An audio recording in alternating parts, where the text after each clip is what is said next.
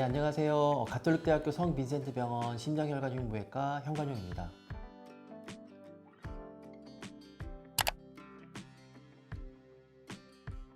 오목가슴은 선천성 질환으로 가슴의 가운데가 이제 오목하게 함몰되는 그런 걸 말하는데, 오목가슴에 이제 가운데 부분이 들어가게 되면은 심장하고 폐가 이제 눌리게 돼서 심장과 폐의 기능이 좀 떨어지게 되겠죠. 가만히 있거나 안정시에는 괜찮은데, 우리가 운동을 할 때 심장이 더 빨리 뛰어야 되고 더 많은 피를 뿜어줘야 되는데 심장이 제대로 기능을 잘 못하게 돼서 운동할 때 남들보다 체력이 좀 떨어지고 기록이 안 나오게 되고 이런 경우가 생기게 되죠. 특히 어릴 때는 우리가 감기에 자주 걸리고 또래 애들보다 키나 체중이 좀 덜 나가는 경우가 꽤 많게 됩니다.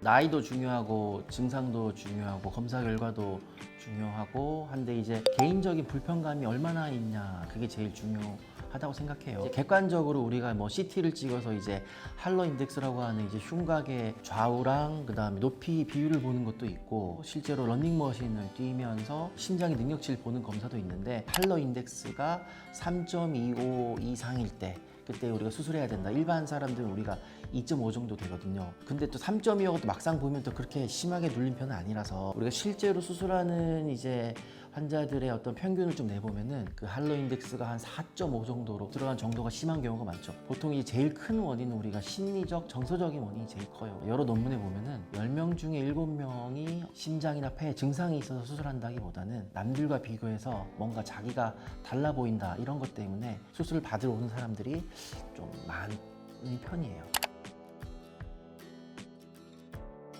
그 너스 수술은 우리가 이제 막대를 넣어서 흉곽을 들어올리는 수술인데, 스테인리스나 티타늄 막대기를 많이 쓰는데, 이런 막대기를 우리가 이제 흉곽의 모양에 맞춰서 옆구리를 통해서 이렇게 집어넣는 거죠. 그러면 절개는 이제 옆구리에 이제 하나나 두 개가 남는 거고, 넣을 때는 우리가 이제 이렇게 넣습니다. 이렇게 넣는 게 편하기 때문에 넣은 다음에 이걸 이렇게 들어올리게 돼요. 그러면 이제 이 움푹했던 부분이 여기로 이렇게 들어올려지면서 이렇게 딱 펴지는 거죠. 그게 이제 너스 수술의 어떤 원리고요. 막대기가 이제 흉벽을 지탱하고 있거든요. 그래서 이 지탱하는 힘이 이제 3년 동안 지속이 되면은 서서히 이 흉곽의 형태가 이 막대기의 모양과 힘에 맞춰서 흉벽의 모양을 자기가 이제 재정렬 하는 거죠. 그래서 그 상태로 이제 굳어지게 되고, 3년 정도 지나서 이제 막대를 빼게 되면은 굳어진 상태를 유지해서 오목가슴이 이제 교정이 되는 그런 효과가 나오게 되는 겁니다.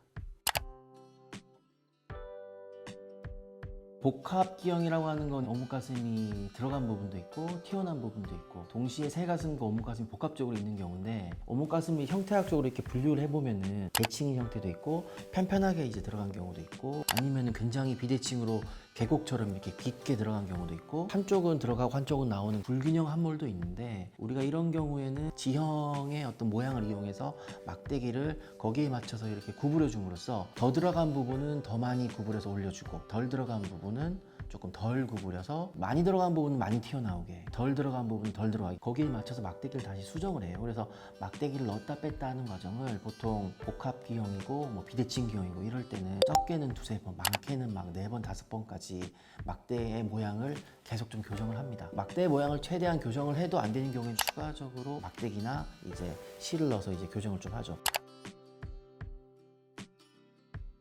청소년이라 하면은 굉장히 성장이 폭발적으로 일어나는 시기고, 연골이 좀 더 부드럽기 때문에 수술이 조금 더 편해요. 그리고 환자들이 느끼는 통증도 물론 아프긴 하지만 성인에 비해서는 좀 덜 아파하는 그런 경향이 있고, 수술을 일찍 해주고 청소년기에 해주면은 조금 더 교정이 조금 더 모양이 이쁘게 나와요. 수술을 안 했다가 성인이 돼서 좀 뒤늦게 수술하는 경우에는 이미 이제 흉곽의 성장이 다 끝났고, 그 다음에 연골도 많이 딱딱해졌기 때문에 막대기로 들어올릴 때 조금 더 막대기의 힘이 더 필요한 경우가 많죠. 청소년기에는 보통 막대기를 2개 정도 넣는데, 성인에는 거의 3개를 넣어야 됩니다.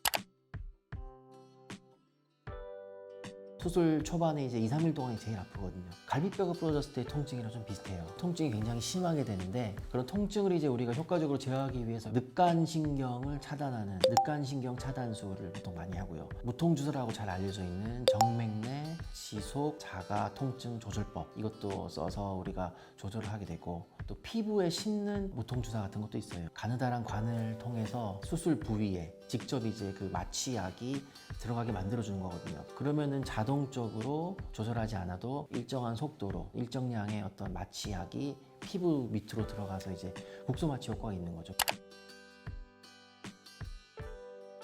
수술 후에 좀 더 숨쉬기가 편해졌다. 그리고 이제 운동할 때 피로도나 힘듦이 없어졌다라고 이제 말하는 친구들이 있는데, 그런 그 주관적인 증상의 호전이 객관적인 지표인 호전으로 나타나는 경우가 있는데, 폐활량을 보기 위해서 폐기능 검사를 하고, 그 폐기능 검사에는 1초 호기량이라고 하는 게 있는데, 수술 받은 환자들에 있어서는 폐 기능이 좀 더 개선이 되기 때문에 1초 호기량하고 폐활량이 늘어나게 됩니다. 심장의 능력은 우리가 이제 러닝머신을 뛰면서 하는 운동부하 검사로 체크를 하는데, 그 운동부하 검사를 하면은 심장의 최대 산소 섭취량 이거를 구할 수가 있어요. 고무가슴이 있는 친구들을 수술 전에 운동부하 검사를 해보면은 정상인의 한 50% 수준밖에 그 섭취량이 안 나와요. 수술을 하고 우리가 이제 지속적으로 운동을 하고 체계적으로 재활을 하면은 그런 이제 산소 섭취량이 80%, 90%까지 올라가는 경우가 많죠. 계속 운동을 안 한 채로 그냥 지내는 친구들이 많거든요. 그럴 때 이제 우리가 운동부하 검사를 해보면은 심장의 능력이 똑같아요. 그냥 50%, 50몇 퍼센트 계속 똑같아서 이제 정상인에 비해서 많이 떨어지니까 더 열심히 운동해야 된다 이렇게 말하면은 이제 또 운동의 어떤 필요성을 더 느끼게 되거든요. 그렇게 해서 운동을 열심히 했을 때 심장의 어떤 객관적인 수치가 증가하는 거지, 이게 단순히 뭐 심장의 눌림이 해소된다고 해서 자동적으로 이렇게 늘어나지는 않아요.